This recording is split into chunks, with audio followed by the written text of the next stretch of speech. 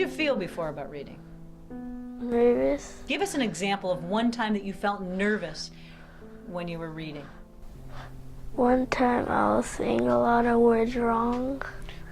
In what context? What were you doing in class at that point? Reading. Were you reading aloud to others, or what were you doing? We were reading to a partner. Oh, and what happened? Our partner laughed a little at me. Last year, his second grade teacher was very concerned about him. He was scoring probably about 1.5 years below grade level.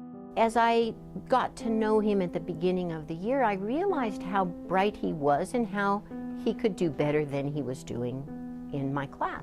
We had to come up with some sort of solution, and one of those solutions we found in 21st century learning, which is computer-based programs. There are a couple of programs that we use thanks to the help of United Way, and those are Lexi and Reading Plus. So when I first talked to his mom, what she went and said is he's coming in the morning. I've been putting him on the bus, but he's just not coming in. And at one point he just goes and says to me, well, I'm just not a good reader. And that really resonated with me. He felt like he didn't have control of his learning. So we made a pact, and basically it was, well, why don't we come for a month and come every day at the same time and stuff for 30 minutes a day and see if that makes a difference. From fall to spring, we've seen incredible growth. He came every single morning before school for 25 minutes.